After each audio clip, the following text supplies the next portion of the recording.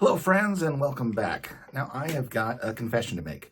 I am obsessive about various things with my collection. Is that all? And I could bet, since you're someone who goes to the extent of watching baseball card videos on YouTube, that you probably are as well. Bingo. So I'm going to talk a little bit about that, and then I've also got a giveaway offer involved. So stick around, check it out. Maybe there's prizes? Hello friends. I am John, and I am a 3D 80s kid.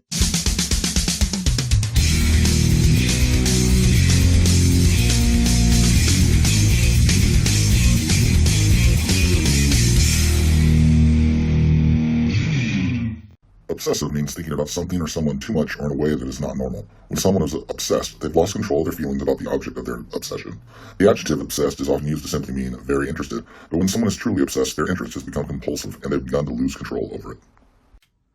Now, one thing I want to say straight away in this episode is that we are not talking about full-blown OCD. This is a case where folks that suffer from that have life debilitating obsessive compulsiveness, that it hampers their very existence. It makes it hard for them to function in life.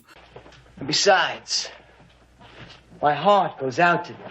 And out of respect for the people that suffer from that, I am purely going to stick with the term obsessive when I'm talking about the details in my collection that I just have to insist upon, because ultimately for me, they cause me just sort of discomfort mentally of like, it needs to be this certain way or it's not right. And You are the most rigid, inflexible, obsessive, anal retentive man I've ever met. you know, for case in point, if you take a look at the back of my wall right now, it looked like that in the last video, but it did not look like that prior to that. For the month of November, I decided to try something different for myself. All this time, I have arranged the graded cards in my Hall of Fame player run, you know, one card of every Hall of Fame player, in a way where it was chronological, going from left to right, top down. And also, when cards were actually in the same set, I have felt the need to organize them by card number sequentially as well. So that was the usual sequence you see behind me starting out. So the card in the top left would always be, at this point, my 1911 T205 Fred Clark card, being my oldest Hall of Famer. And right now it's different because I force myself to try something different, to just push myself and see how that would take, and it is not taking. I have arranged them in alphabetical order, so that's why we're starting with Hank Aaron over here, and just out a screenshot ending with Carl Yastrzemski. So this will be the last time you see this appearance of these cards. We are going back to them being sequential in years, sequential in card numbers, and that is my comfort zone. That is, for me, detail number one that I am obsessive about with my displays. They need to be organized in a certain way, or it just feels wrong to me, and that's the way it is for me. That's the way my brain works. I cannot help it. It does not seem to apply to other areas. Like, I have some random stacks of cards going on desktop surfaces that aren't very organized, but for these visual wall displays, I am just fixated in my head that they have to be this certain way or it bothers me. And this bothers me. I tried to do something different and it's not working, but You are who you are. so moving on, I am also obsessive about, once I got my mind on a particular set I'm going to collecting. And the biggest example I can give of that is my whole World War II leaders rookie cards, because I did feel pretty weird collecting the German guy, or, Austrian-born German leader. Adolf Hitler?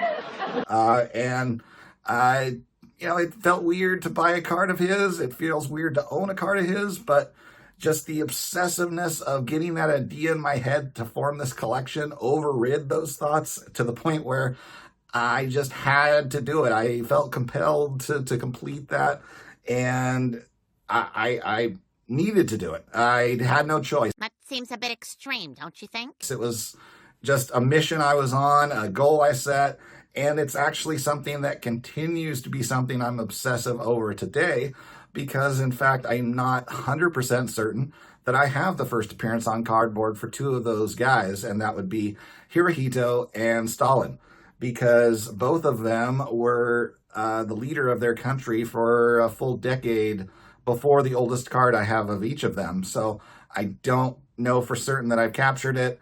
And in fact, I have one to share that I have found a newer rookie card of one of them already, and that would be this 1937 Mars Confectionery Stalin card from the famous Escape set, where Joseph Stalin escaped from a gulag in Siberia, and that is now going to be replaced by a 1934 Ripley's Believe It or Not set from Carreras Tobacco out of England. And for his Believe It or Not fact, they say Stalin, once a theological student, now leader of the USSR, greatest organization of workers in the history of the world, never did a day's manual labor. Not exactly believe it or not to have a political figure not actually do a day of manual labor, I would say, but... No wonder politicians never get anything done. Whatever. For the time period, apparently in 1934, that was a shocking revelation there. So, but this is going to be my new Stalin rookie card from 1934, 3 years older than the other copy. And my, open eBay search will continue so that any new surprises older than this one will pop up just like this one did, which turned out I bought the complete set of 50 of these in an eBay auction that went for a whopping $28. But how could you afford it? So I now have the full 50 card set of these Carreras Tobacco cards from 1934. But as you can see, there's quite a price difference in vintage non-sports. So, obviously then my biggest compulsion, obsessive thing is completing this Hall of Fame run. And it has given me the willpower to, not spend my money this year, other than a little tiny non-sport purchase there.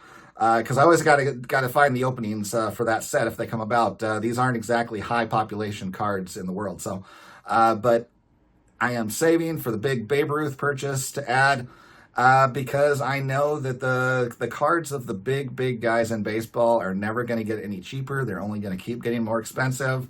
And I am biting the bullet and just holding off on spending because I am obsessed with getting that inaugural set of Hall of Famers is kind of what I'm hoping to try to knock out in the next few years here. So It's a pretty lofty goal, Herb. On that note, my obsessiveness is now going to be your gain. So I am thinking of just a little VR as well as a non-YouTuber comment giveaway. So what I would like to see from each of you is to talk about 3 things related to your collecting that you are obsessive about. Things that make your collection unique to you, how you display it, what the condition of the cards need to be, which, by the way, mine, it is nothing but the picture looking good. Corners, who cares? Edges, who cares? The centering, don't really care. I just want a nice picture. So the back can be glued down, scrapbook card, all about the picture for me. So how you like to display them, if you're obsessed about that being a certain way, any kind of thing. So share with me in your VR at least 3 things that you're obsessive with, those details that make your collection unique to you. And if you are not a YouTuber, go ahead and comment down below and also give me 3 things there in your comment. And because of, my obsessiveness with certain things as well, then I have some things to give away that didn't fit in with what I am doing now. And let me start with the fact that I ultimately decided I don't want any oversized items as a part of this. I want them all to fit in these cases in standard slabs. And so one of the giveaways here is a 1929 Kashin Freddie Lindstrom card.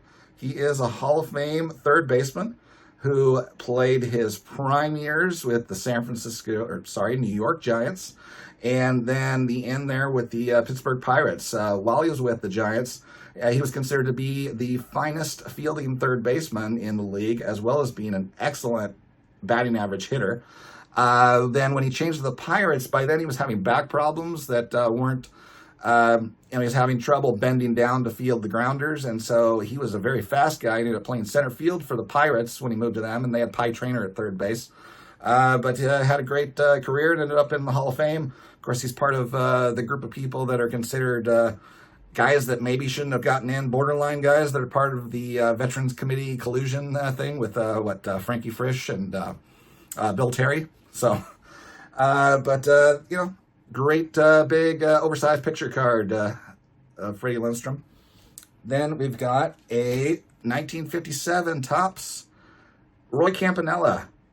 And I have this one to give because I had purchased it with the intent of this being my Roy Campanella card on my wall. And that was before I had laid my eyes on the 53 Bowman card, which right up there. And I fell in love with that one, and this one ended up staying in its raw form because I was in love with that one, and that one was going to be on my wall. And also, I did previously have a couple of 60 Topps cards on my wall that got replaced, and that would be Red Schoendienst and 60 Topps on the Atlanta Braves. And I just thought it didn't look quite right for him not to be on my wall in a Cardinals uniform. So I eventually replaced him with the 53 Bowman, which, with it being alphabetical now, he's up there in the top, up there. I don't know exactly where everything is like I used to with the rearrangement. And then Richie Ashburn, which, of course, starting with A, is going to be right up in this first row there, 53 Bowman. So this is another giveaway item.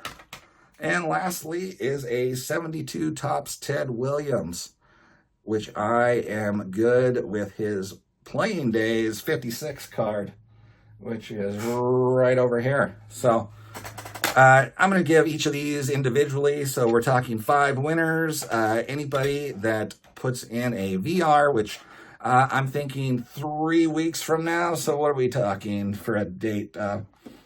December, what's that, the 18th? You didn't prepare a presentation at all, did you? Let me see. We are talking about December 22nd, Friday, December 22nd as a deadline by midnight Friday. And so put in your comments. Please like the video, and let's see those VRs coming. At times I feel compelled to do it. And everybody, it's okay to be obsessive about this. It's fun. It's a positive thing to be enjoying these cards. And then, what we're doing here, we're sharing each other's stories with the community. So let's share the joy, share the love of what we love with these pieces of cardboard. So everybody, thanks for watching. I'll see you next time. Because joy should be shared.